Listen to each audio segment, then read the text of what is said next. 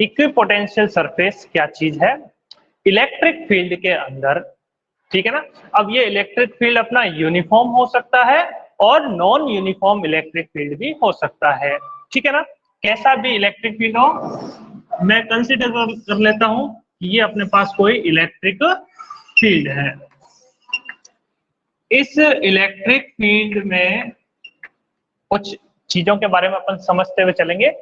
एक ऐसा सरफेस हम कंसीडर कर लेते हैं और ये जो सरफेस होता है ये लगभग इलेक्ट्रिक फील्ड के परपेंडिकुलर ही होता है, एग्जैक्ट परपेंडिकुलर होता है। तो ये हमने सरफेस कंसीडर कर दिया, ठीक है ना। अब इस सरफेस पर कोई सा भी पॉइंट ले लो आप। ये पॉइंट लेते हो ए, एक पॉइंट ले लेते हो बी, इधर ले लिया आपने पॉइंट सी, यहाँ ले लिया आपने पॉइंट डी। अलग अलग जगह के पोटेंशियल हो गए। एक पोटेंशियल ए पॉइंट का तो हम इसको कंसीडर क्या लिख रहे हैं, वी ए। बी पॉइंट के पोटेंशियल को लिख रहे हैं वी बी, सी पॉइंट के पोटेंशियल को वी सी और डी पॉइंट के पोटेंशियल को लिख रहे हैं वी डी। और ये सब आपस में कैसे है, इक्वल है, सेम है, ठीक है ना। ये सभी पोटेंशियल आपस में इक्वल होते हैं। तो इस तरह से बनी सरफेस को हम क्या कह देंगे, इक्वी पोटेंशियल सरफेस कह देंगे। बात समझ में आ गई क्या आप लोगों को? आई थिंक आप लोगों को समझ में आ रही होगी, ठीक है। अब मैं एक और इसमें सरफेस ले लेता हूं। दूसरी सरफेस ले ली मैंने यहाँ पर इस तरह से।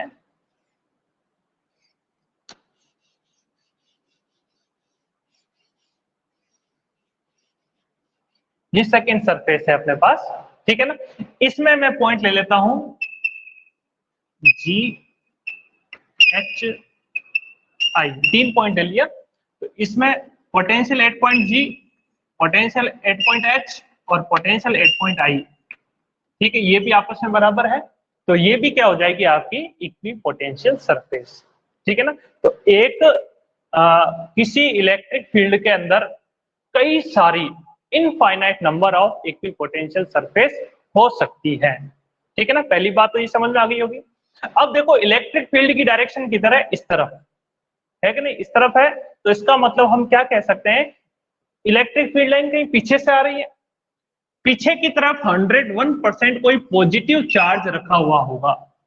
पीछे की तरफ 101% कोई पॉजिटिव चार्ज रखा हुआ है और वो बहुत ज्यादा दूर है, इनफाइनाइट पर है, लेकिन है तो सही, पॉजिटिव चार्ज है, इनफाइनाइट से थोड़ा सा पहले है।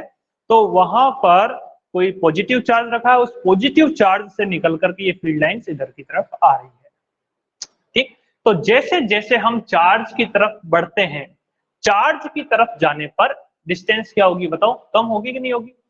उस चार्ज से इसकी डिस्टेंस R2 और इसकी डिस्टेंस होगी R1।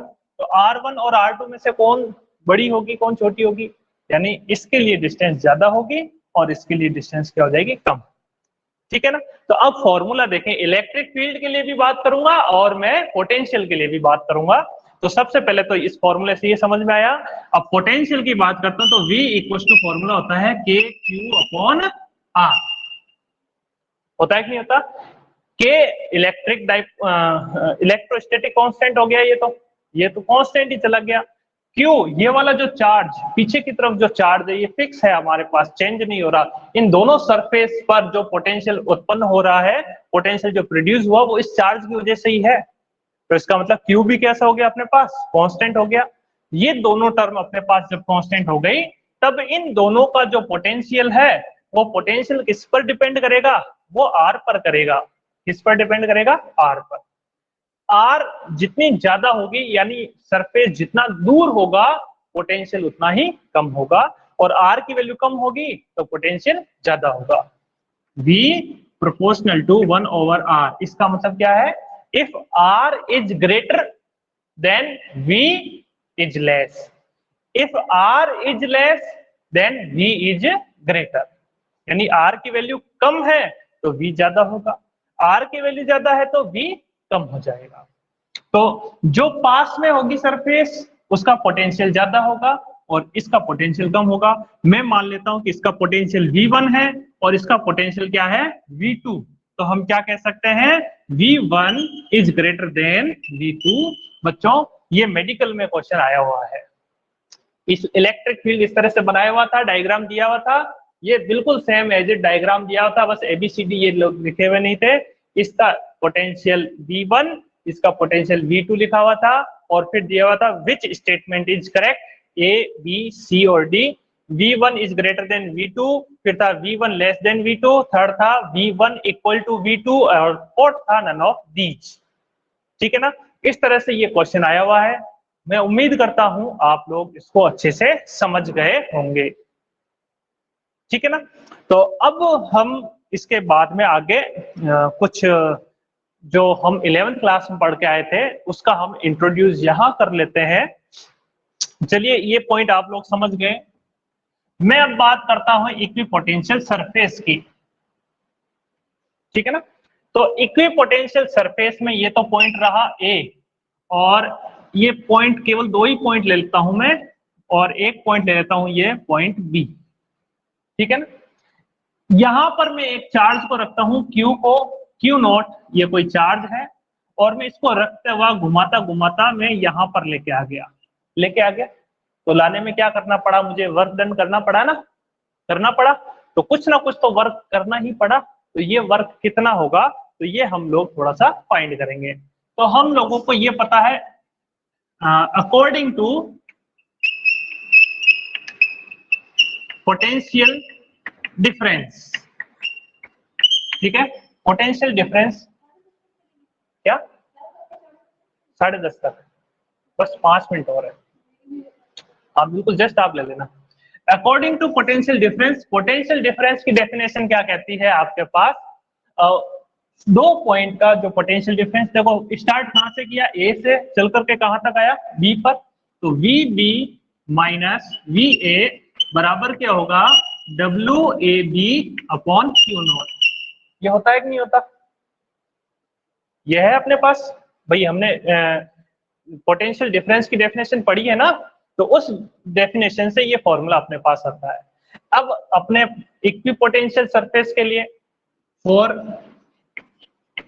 Equipotential surface, equipotential surface क्या कहता है कि VA बराबर क्या हो जाएगा VB। ये इक्विपोटेंशियल सरफेस है, इस पर इस पॉइंट पर पोटेंशियल और इस पॉइंट पर पोटेंशियल आपस में क्या होगा बराबर। अब ये दोनों आपस में बराबर है, तो VA की जगह पर मैं क्या रख दूंगा VB, VB माइनस VB क्या हो जाएगा 0 हो जाएगा कि नहीं हो जाएगा, यानी ये वाली पूरी वैल्यू क्या हो जाएगी 0। हेंस ये इक्वेशन 1 और ये इक्वेशन 2, दोनों इक्वेशन को आपस में जब हम मर्ज करते हैं तो 0 बराबर क्या हो जाता है WAB अपॉन Q0 इधर शामिल हो जाएगा, तो WAB बराबर क्या जाएगा 0। इसका मतलब क्या हुआ, इसका मतलब ये हुआ इक्विपोटेंशियल सरफेस पर किसी चार्ज को एक पॉइंट से दूसरे पॉइंट तक ले जाने में कोई वर्क नहीं करना पड़ेगा, यानी वहां पर कोई वर्क डन नहीं होगा। आप आसानी से चार्ज को ले जा सकते हो बिना वर्क किए। आप लोगों को समझ में